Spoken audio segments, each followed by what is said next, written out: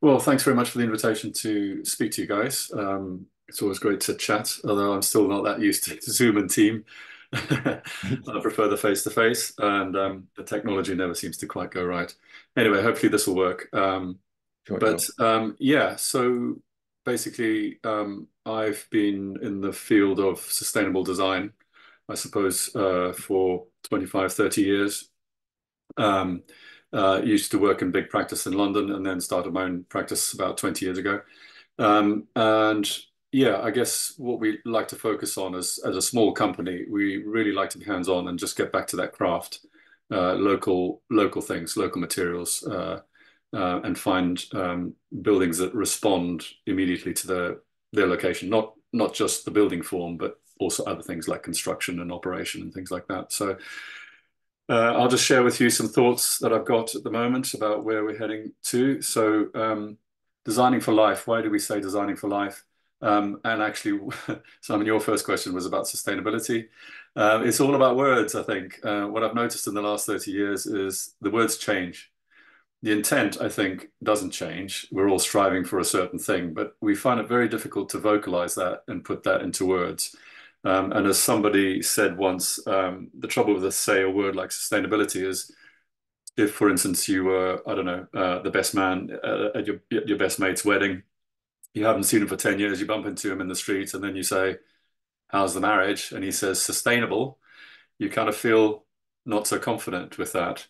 And I think there are other words. So there's other words now we're using like regenerative design, et cetera, et cetera. But designing for life, I think, is the one thing that perhaps we're all trying to do. So when we say life, we don't just mean organisms, we don't just mean the ecology, we mean the society, we mean the client, we mean all factors, the people that are working on the building, the people that are working in the building, all trying to balance these things in harmony. Um, so coming back to the words, I guess as architects, we're all familiar with the firmitas, utilitas, and venustas. Which is Vitruvius things, form, utility, and functionality. And you know, we've kind of followed on from that for quite some years. And yes, we have to do that. And yes, as architects, we are probably have quite a unique education with our head in the clouds and our feet on the ground. By all other measures in the world, that's called schizophrenia. So we no wonder we're a bit sort of messed up as architects. Then you get form follows function, which people misquote, but it's Louis Sullivan, but actually he said form ever follows function, which is interesting, and that was quite a dominant thing in the modernist movement.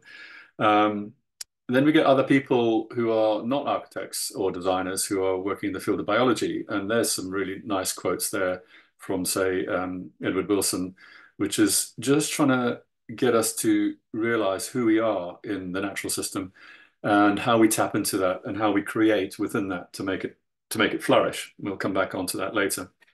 Some of you may have picked up, what's the next thing we're moving into from postmodernism, modernism, all these sorts of things. But a word that's being mooted at the moment is metamodernism. And this seems to be something that basically strives for the logic and the science of modernism, but also brings in things like local issues, culture, spirituality, religion, intimacy, all these sorts of things. And I still think it's a long word.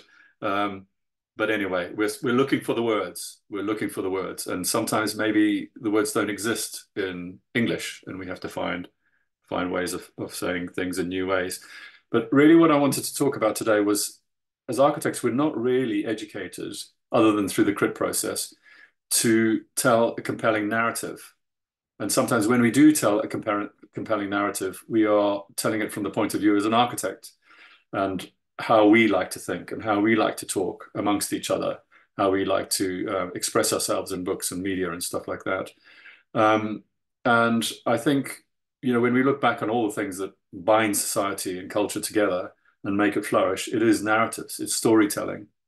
And, one of the things that I always struggled with in big practice previously with trying to get, regenerative and sustainable low carbon things into the project was that the words that we were using were not really ringing for the people that were the gatekeepers for that, the budget holders or the clients.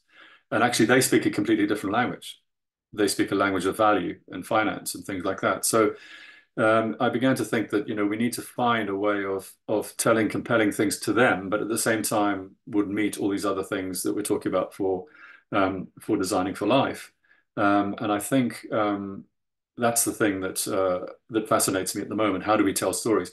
And in order to find how best to do that, I think we have to look back into history or prehistory even, and see what is it about humans? How do we tell stories?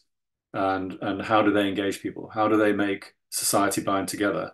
And at the end of the day, as architects, how can we tell compelling narratives to not just the clients and the other members of the team and the purse string holders, but also planning and local community and local stakeholders. And I think, if there's anything to leave with after this talk, it's just to rethink about that. How do you tell a story? And what words do we use? So actually, we'll just stick on that in a minute. So the kind of work that we do, we're a small firm, and we are, we do smaller end projects, but they're all fairly complex and innovative, because we do a lot of work with the Para 84 country house policies and Para 139. That's another one that's worth looking at. In my past, I've done obviously the bigger projects, and that's where my passion for sustainability came from, manipulating form, allowing the form to evolve, shall we say, from responding to all the natural forces. And some of those natural forces could be cultural, or they could be financial, but let the architecture actually emerge rather than being a prescriptive thing, with a beret and a 2B pencil, sketching a great formal piece of architecture.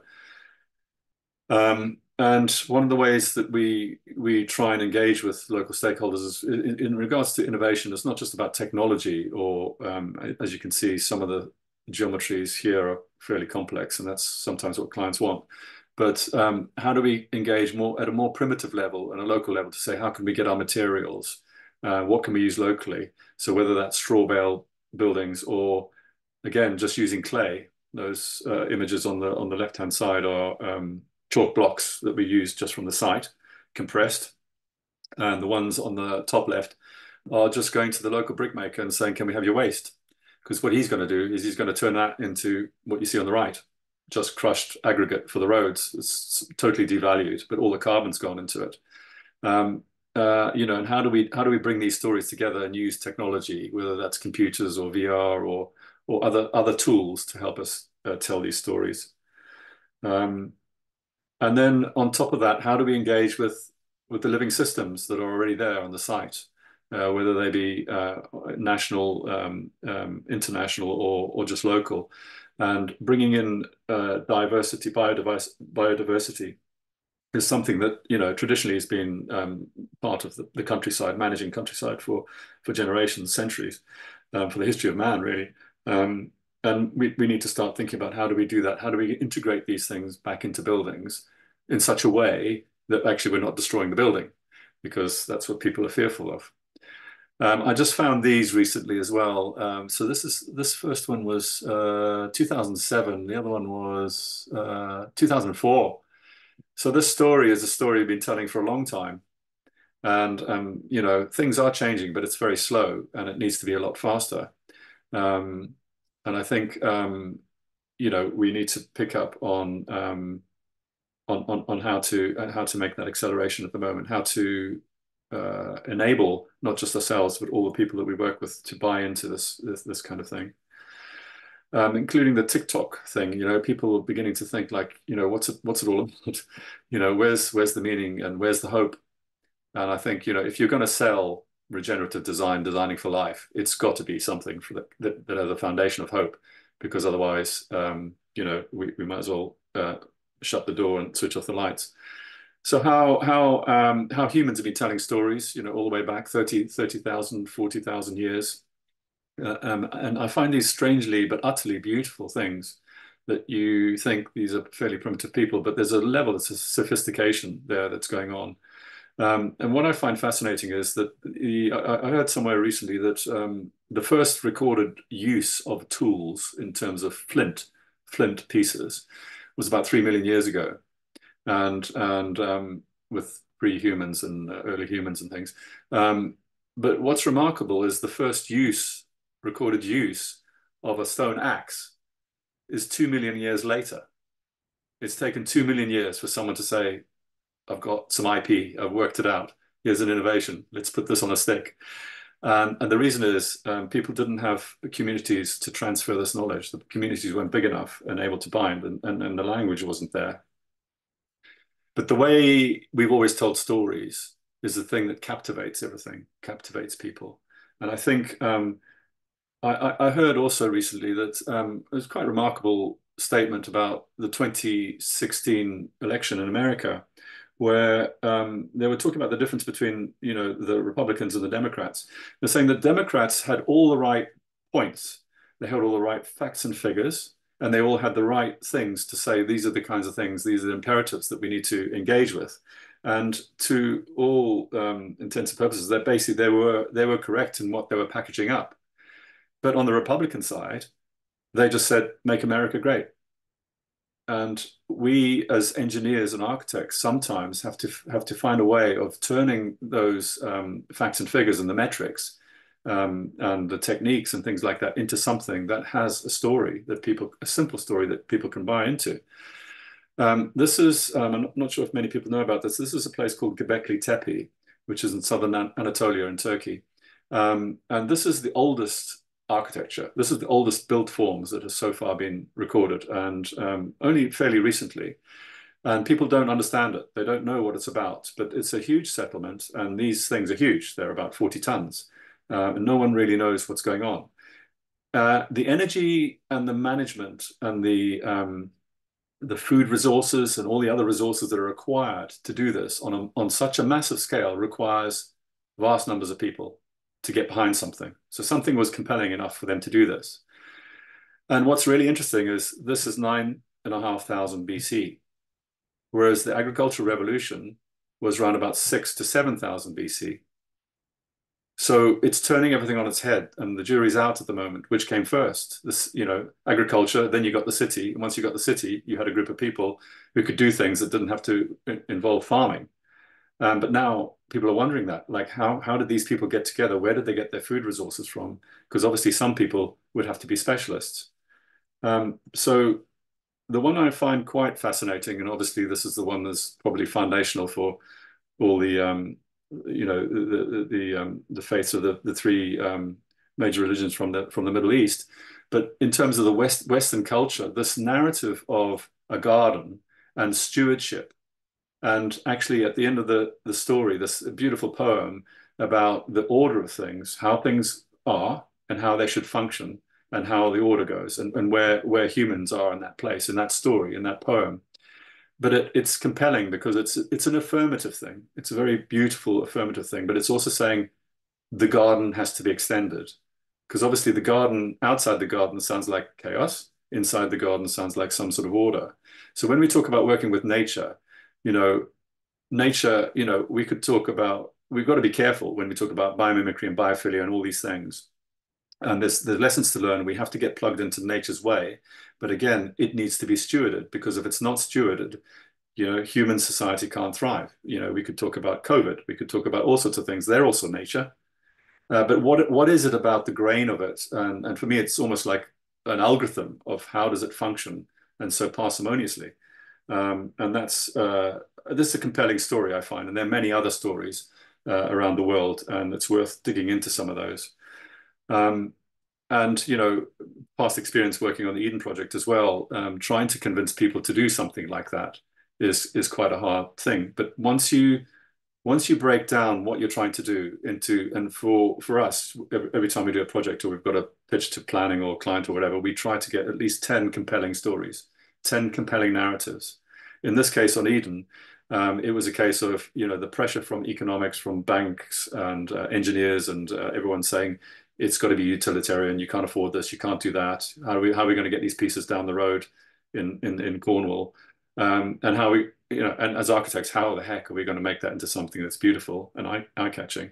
And by letting the thing evolve and find its own place, by offering each person, each stakeholder, a solution to what his problem is, binds people. and everyone gets behind it. But as an architect, if we're orchestrating all these things, it's very difficult to steward that because, and it's a bit risky because you're not quite sure how it's going to end up. Because if it's got a sort of life on its own, it's going to it's going to find its own way, and we have to be confident in that. So we did talk about sustainability and the triple bottom line, the economic, social, and ecological. And now we've got a justice and equity. But these are the three facets that we would always focus on in terms of what we're trying to do every time we're trying to project. We talked about the regenerative. Um, I'm not going to talk about that actually. But there is in terms of architecture and form, there's the organic, responsive, adaptable form that we see in nature, and then there's the prescriptive form. These are the two compelling things that we find with the narratives of how architecture develops. Now, neither one's good nor bad because it's not just about nature, it's about human society. And it's about, for instance, if you're going to do a building in Times Square and it's got to advertise something, it's got to function in that way. But what I find fascinating is, when first peoples are able to do things with nothing. If you gave an architect a brief of this and said you've got to do it, and you've got 6 hours, and the polar bears are coming, and it's -50, and all you've got is snow, we'd probably all be dead. But just flicking around quickly with some of the forms, you can see that our forms they are rural, and they too try and engage with the environment, the local environment, solar, passive solar gain. This house is a double aspect in a very sensitive area where we're getting southern light into the northern rooms through that central courtyard. To always engaging at a very large scale to make sure that, in some of the sensitive areas we have to work in, we're analyzing how the landscape impact assessment can be done. And you can do this through VR and through modeling, and it's very helpful to have that technology. And then finding building and form that can just fit and work with the landscape in many different ways, so it becomes almost fluid and symbiotic. Working with good engineers, obviously, to find the way forms have to find themselves efficiently and cost effectively. Not the easiest of buildings to build in this case, but it was something the client wanted. We wouldn't necessarily recommend that, but it produces what they were looking for at the end of the day. And finding forms and materials like tiles that can adapt and find their form fairly easily to this project, which is one of our recent ones completed, trying to build the ecology, double aspect views and glazing, and a very innovative cooling system that uses very low energy from the ground source heat exchange system. Using different materials. Concrete, not ideal. We'd like to use, we try and use, PFA concrete and stuff like that. But at the end of the day, if you're doing basements and other forms, sometimes it's got to be done if the building is going to last a long time. And then just quickly talking about, some of the materials there. We're in the Chilterns, so the material in the ground is chalk. To bring out the chalk, we make the blocks, and they can find their own expression. And then sometimes the blocks are rendered with just natural clay. So this one on the left is natural clay with a bit of charcoal. And you can see that when it's burnished with a stone, it can produce wonderful craft, beautiful things, just straight from the ground. But integrating biodiversity into buildings, we helped Carol Williams here do her book, so we did all the drawings and the technical drawings. But it's always about one or two bird boxes or something like that, which help because modern construction no longer allows these creatures to live. But for us, it's more about, it's not just about the metrics that we have to produce, and on a smaller scale, it can be difficult to do this because sometimes these tools are measured in hectares. So, if you may have 5 kites and a couple of bats, but that's not going to really register. But using the waste recycled brick, as I said, from the brick makers up the road, and then trying to find ways of building habitats into that as just a natural part of the wall, at the same time as allowing the local craftspeople to do their work and stand back and just let them celebrate what they do, can produce building forms and things that are innovative, but they're almost, almost primitive to some extent, but in a sophisticated way. And these can be cost effective. Obviously, if you do the whole wall like that, it can be an expensive wall, but if it gets you planning permission on a Para 80/84, sometimes these are the things that need to be done. And again, some projects you can see they're just fitting in with the way the landscape works and allowing the forms just to be catalysts between the landscape and the people living inside. This was one of the first low carbon marinas, I think, in the country, up in Daventry. And again, this was nice to be able to work at a bigger scale with ecology and on-site energy generation and various other things like that. All the way down to microhouses. You know, this is a big issue that we have. I'm sure you're all involved in this to some extent, but how do we find housing solutions for everyone in this country? And I think we need to look at some radical solutions, which we're trying to do at the moment. So I'm just going to finish off by quickly showing that, you know, biomimicry and biophilia is something that's been going around for like 20, 30 years. But, you know, these people come up with, you know, approximately 9 laws as to how a natural mature ecosystem works. And they're very interesting. They're very compelling. So nature runs on sunlight. Nature uses only the energy it needs, fits form to function, recycles everything, rewards competition, banks on diversity, demands local expertise, curbs excesses from within, taps the power of limits. But for us, when we do a brief, we take the client brief and then we map onto it these. When we replace the word nature with building, we just allow ourselves to ask questions because it's not a tick boxing exercise. Just because you get a BREEAM or a LEED or something like that is not necessarily going to say it's the most sustainable building, because it's about local issues as well. But when we ask questions, when we sort of interview the project as we're designing it and ask these questions to it, all sorts of things come to mind and help us just begin to find different ways, lateral ways of thinking and working and optimizing things and suddenly getting value out of things that we didn't know were there before. But again, you know, it's not just about buildings. It could be, how do we run our communities? How do we run cities on these ways? And how do we make it more living for all forms of life? Just lastly, the economic, social, and ecological things that we wrestle with. As architects, we don't really get to do so much with the social other than the clients asked us to put this building there. But social capital is a big thing. And one of the things that we have is a social enterprise, which is to help creativity and innovation flourish from within communities in high streets for people who don't really necessarily have access to that. And part of that is architecture, getting diversity and inclusion into those sorts of professions. And, you know, working with young people, helping people, mentoring, helping people with startups, trying to engage with things. But, you know, helping people see that the planet is, you know, as Buckminster Fuller said, spaceship Earth. You know, where's the team? If it's a spaceship and it's as tight as that, then every person is all hands to the wheel. And, you know, there's meaning and purpose for people through that, and value, huge value in the social capital to help things work well. And we know from, was it Apollo 11, was it Apollo 13? Apollo 13, that team that struggled trying to laterally think about how to get these guys back from their tin can floating in space. And the problem was there was a fire on board, and they managed to get back, managed to put it out. But on a bigger spaceship, you know, we are aware that there's a fire on board. We see that every summer throughout the world. Not just that, but, you know, where's the team?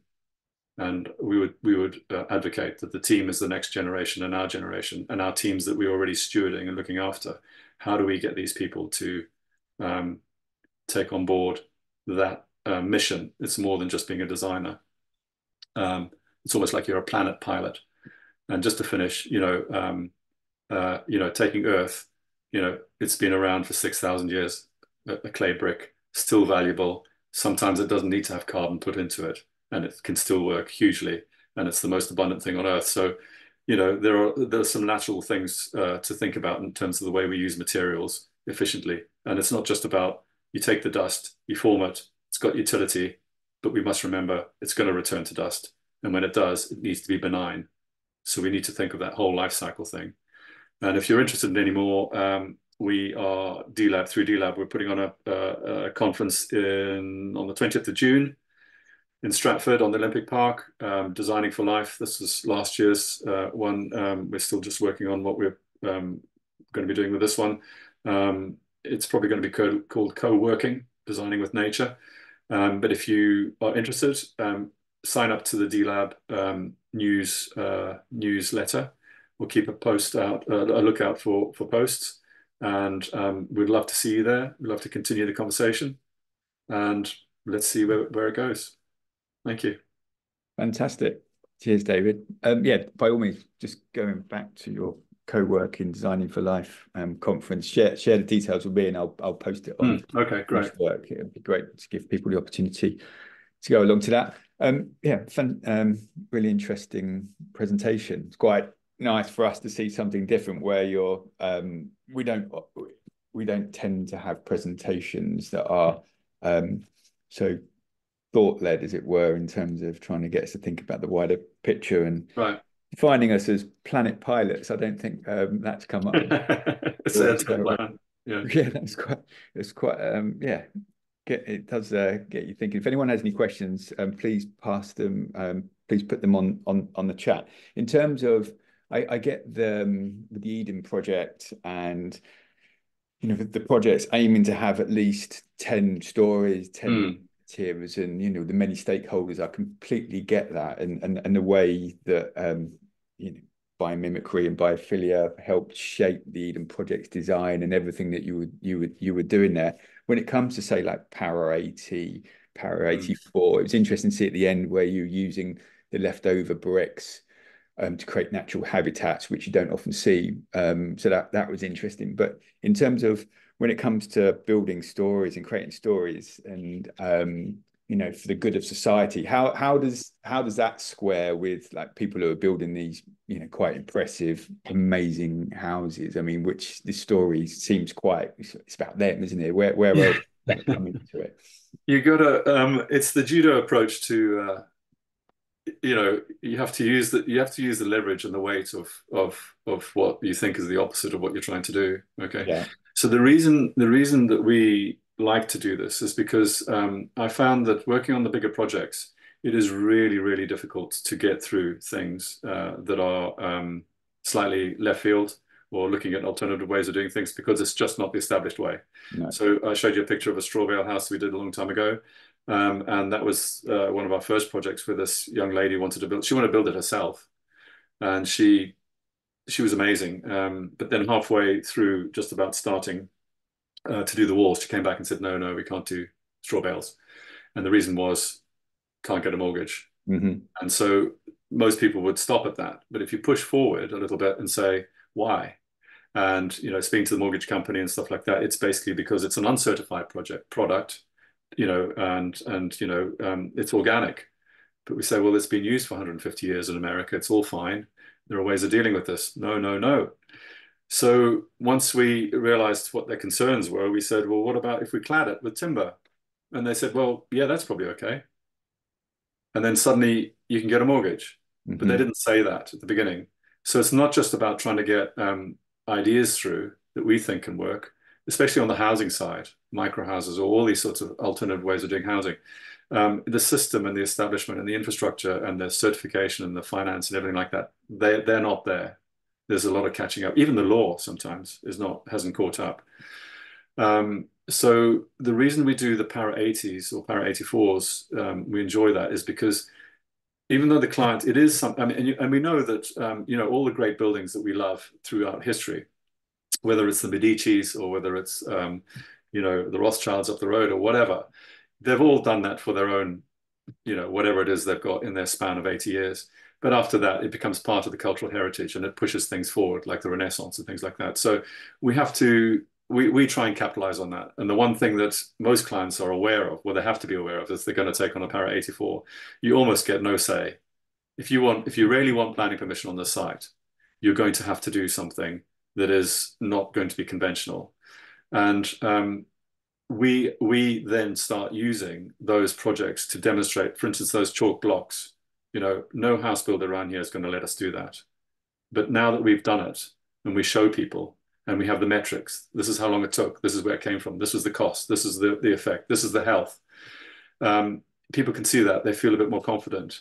And there's so the next step up for us is to try and incorporate this into small housing developments and things like that. So that's why we do it. We're trying to utilize the opportunity to, I don't want to say hijack it, but And at the end of the day, it's a win-win because the clients get what they want, and hopefully culturally in our local region we get some sort of some cultural assets for the future. And from our side, we get some testing and some real world facts and figures that we can promote. Yeah, no, interesting. No, I get that actually. And it's similar, I suppose, in other industries. I mean, some people might question, why Branson and everyone else, why are they going after space travel? I Yeah, mean, what does that mean to me? But I suppose it's just at the start, this is innovation. Who knows where it's going to end up? yeah. So yeah, it's interesting to hear the same sort of principle. Pablo's just said on the chat that he says, yeah, agrees most of the holistic principles result in good architecture in terms of sustainability, but regulations not always align with those principles, which is what you alluded to. How do you deal with this dilemma, and what type of calculation do you need to do to prove your point? Mhm. Well, I mean, we're all aware of the Building Safety Act at the moment, and we're all trying to wrestle, especially as small architects, working out, hang on a minute. It seems as if this is something that has been set up from how big projects are are managed and delivered, and then someone I think thought, this is all working there, so we'll just push that downwards. But actually, it has a huge impact. It has a huge impact on small things like a personal self builder who is not an architect. As you see on Grand Design, some people can do it Mhm. themselves. They learn the trade. Like that lady who did the straw bales. Yeah. But now we have the question: Are they a competent person? You know, and are they competent? And it's not just a competent person, as in I know how to put a brick wall up. You have to have, who's the designer if they're gonna, So there's a huge implication, and it does have bearing on how small builders and the economics of small builders and how they manage themselves. So I'm not saying that we don't have to do them. We do, but sometimes, we can't put that cart before the horse. We No. have to understand how these things, how the system works. Um, and from a regenerative Mm, regenerative design perspective, and you mentioned micro housing. Where do you see that going, and who needs to step up? Because it can't just be, I mean, using your analogy of essentially creating cultural legacies for that local yeah. environment. It just can't be, we can't wait for those types of No, projects. So the big no, guys need to be starting doing this no, now. How yeah. how do you see that moving forward? Well, no, I don't see the big guys moving forward at all on that at all. And actually, I would suggest, I mean, it's not something I normally listen to. Somehow I was flicking through the channels and came across BBC Parliament. And there was a select committee talking about, this is some time ago. If you go online, you'll see it, about housing innovation and sustainability. And it was an absolute eye opener for us because as architects and designers, we're coming at from this direction, Mhm. and we think we know all the facts and figures. And there's no shortage of solutions from a design point of view. The problem is from the other end, and how these big six house builders, how their metrics work, how land values work, how just getting innovation like having a bike storage unit at the front door of a house that's on the street. They said they said it would take 10 years to get that market tested and worked out and before they can roll it out. It's just too slow. So it's the medium-sized house builders I think we want to work with, where there are lots of, and obviously we know it's about the land, and but there is land there that's less valuable to the main house building. Yeah. We can sweep up lots of these tiny little brownfield sites, or even brown belt, as people are talking about at the moment. Um, and we can start working with local smaller developers to build value into what they are trying to do through some innovation. But using paragraph 1.3, it used to be 134, it is now 139. Okay, and not many people are aware of this, including the planning officers. So 139, so para 80 is for a one-off house of exceptional circumstances in an isolated area in the Mhm. countryside. If you read the words, you'll see that para 139 is almost the same words, but it is not for a one-off house, and it is not for a house. It's for anything. And it says great weight should be given to innovation and exceptional design. And if you're struggling to get, say, 6 houses on a little plot, and you can have some sort of innovative solution where you say, well, look, we can get some real affordable houses on here, and then obviously maybe a couple of bigger houses, and then you invoke 139, you can start making a compelling argument. And I think gradually, as we do that, coming back to this thing about local issue, local scale, just do what you can in your own patch, find what you have in your hands in the place you find yourself in, and just see if that can work. And suddenly you get multiplication because good ideas travel. Yes, yeah. Charlie Luxton and Greencore working. So there are these SME developers around that are doing things like Yeah. that and trying to do their best. And we had Ian Pritchett on from Greencore not so long ago, and obviously I've just seen that Charlie Luxton's working with those guys. Mm. And I think there was it the first timber housing where it's pretty much set, I think near was it Lewis in East Sussex. They've Mm. Planning's just been granted for 700 Okay. houses made out Wow. of timber. So it's like the first time that's ever happened. So Yeah. yeah, I can see that the SMEs are going to be driving it. And that's again, that's where the innovation comes from. And the big Yeah. guys don't need to change because it's No, like they don't need to show. just, If just you, they don't need to. They don't need to until they're forced to. But obviously from a land value perspective, it's mm, way out of kilter as well because the mm, landowners are expecting to get X pence for it, mm, and that the whole culture needs to change. But it's interesting about Para 139. I'll look that up actually. I mm, wasn't aware of that because yeah, Para 80 can only go so far, yeah. obviously. Yeah. And para 8 is still a massive risk for people. So you have to really want to do that. Yeah. Cool. Um, and then when you do these sessions, I mean, I'm going to take the easy way out. My in terms of asking more questions, what questions do other people ask of you then when you sort of share your ethos? I think the thing is, I mean, I know what it's like working. I mean, 70% of architects in this country are small micro Mhm. companies or one-man bands. And it's incredibly difficult. So part of our DLab community interest company is we have a studio here also where there's co-working, and we have space for young startups, young designers to come in, and just seeing young people really wrestling with trying to actually make a business work out of Mhm. this. It's almost impossible because no one really fully understands the value of what we do as architects. And we are very poor at communicating that other than to ourselves.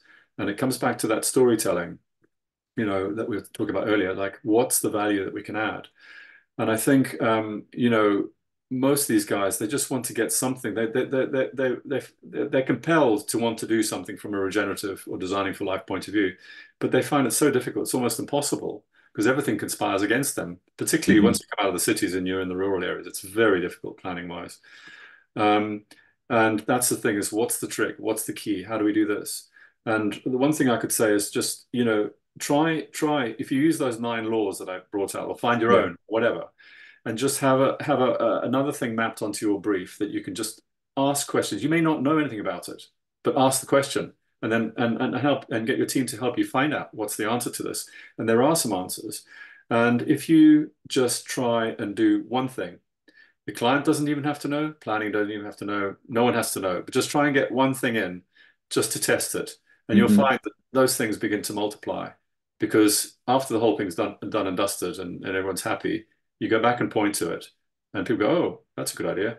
And then you've got something to demonstrate. And unfortunately, it just takes a long time, Yeah, but it has to be a lot quicker. definitely. No, I thought the list questions, your laws, that was yeah, really interesting the way you swapped out the word building for nature, and just that again, I could see how then from a Para 80 perspective that brings real value and it binds it back to, Mm. how you're benefiting the wider community or the local community and Yeah, society, etc. So yeah, it's because you're looking to replicate what happens in nature, and clearly yeah. that's Yeah, I think a good I thing. think the way we would sort of describe it to students is that the build we've got to stop looking at the build. So we had that plan of Eden and then the one of the cathedral. We Mm, have to stop thinking of the building as an object, a static object, because anything that's static in nature is usually it's dead or it's a rock. Okay, so what they are is it's a catalyst. and nature uses its catalyst, inert things, to make life work. And that's what a building should be. So if we start thinking about our buildings, small or big or whatever it's going to be, if it's a catalyst for life, what are the streams during the design stage, during the construction stage, during the operating stage, 25 years in the future, 60 years in the future, how is this thing actually going to multiply, coming back to the word flourishing, on all of those levels? And just make yourself a list of 5 things that you think can work. And some of those things you're never going to manage, but just find one and just start working on that. And do you think that we don't use design and take inspiration from other cultures? Like, for instance, Yeah, with overheating becoming more of an issue here, and we're trying to sort of fix it with all number of either technical yeah, solutions or from a shading perspective. But in the Middle East, it's been obviously hot there yeah, for many, many years. And yeah, our buildings do not look like those that are in the yeah, Middle East, and they yeah, don't have aircon. But I don't know what the technical term is, where you have two chimneys and the air flows yeah, down up, and it yeah. distributes the air around. I mean, are we taking inspiration from other cultures enough? Well, we're trying to, but again, so ground couple cooling and all that sort of stuff is something that, the Romans were doing it. But trying to convince your clients and your engineers to engage with this, and what's the cost impact. That house that I showed with the green roof over the arch. Hmm. So the brief from the client was, given that I live here, I want a glass facade. And we're going like, that's bonkers. That's not going to give you a sustainable building. We're going to overheat. But then you take it as a challenge. You go, okay, fine. Well, how can we do this? Now, the underfloor heating is run by ground source heat exchangers. Okay, and normally people will say what you can do is you can reverse that in the summer. You can get some cooling, but the way that system works is you basically take the coolth from the ground, you bring it up. It's around about 8 to 10 degrees. You stick that into the heat exchanger, and then you have to heat it with energy to 16 degrees to put into the building fabric so you don't get condensation. So you're not really going to get much cooling, but all that coolth is there. So in that house, what we did is we did have a secondary system, which is trench fan, not trench radiant. Well, that normally it's heaters, but basically these are on the floor, and all we're doing is taking the coolth directly from the 8 to 10 degrees from the ground, bypassing the heat exchanger. So the only energy is just the pump, Hmm. pumping it directly into those radiant panels at 10 degrees. And you can turn that on, and it could almost be like a fridge in the middle of summer. So there are ways of adapting and doing things. Now, obviously, we could say, well, we shouldn't be building glass buildings like that. But no, No. we shouldn't. But sometimes culturally, or if you're serving a client, these are the things you have to do. Are there solutions? And that's where that sort of innovation comes through. And we've got the metrics for that. And it's just incredible what it's able to do. Obviously, you have to have the infrastructure paid for, but on bigger buildings, it may be possible. Hmm. Cool. Just one last thing. It's not necessarily related to this. It was just a personal interest. On your website, I think you have a project called Water End. Was it Yeah, Water End? It looks yeah. like was it a church, or was that a complete new build? That was such an interesting structure. That was, again, that's on Greenbelt. And the problem was that, obviously, as we know, getting more area on a Greenbelt than an existing building is almost impossible, maybe 10%. On that building for planning, we got an extra 60%. And the problem was that the building couldn't be more than 1.5 stories high, although it does have a basement with some courtyards. So the building was designed basically as a barn. And the planning permission given on Greenbelt, it was really important. But obviously, you've got to be careful about budgets and things. So that shape could easily be something that's just a timber structure with timber cladding. In the end, they chose to go for these Peterson bricks, which are, they're great bricks, but they are fired from coal and come from Denmark. So I'm not sure about that, but they certainly do look great. And you get quite a sophisticated building. But that chimney thing is the master bedroom, where rather than just having a sort of a sloping window roof light, which would be pretty awful, it's just a way of celebrating the daylight and the stars Mhm. into the master bedroom. Very lucky indeed to be living or Yeah, sleeping yeah, in that room. Indeed, it's fantastic. Cool. All right. Well, we're nearly up now for time. So thanks for that. It's been really, really interesting, really quite inspiring. I'll upload this video and share it to everyone who wasn't able to make it. But no, thanks for your time. Mm, Thanks to everyone for joining the call. And yeah, very much appreciated that. great. Have a good Okay. day. All Thanks right. very much, then. Thanks, Ed. Nice Cheers. to chat. Bye. Bye. Thanks. Bye.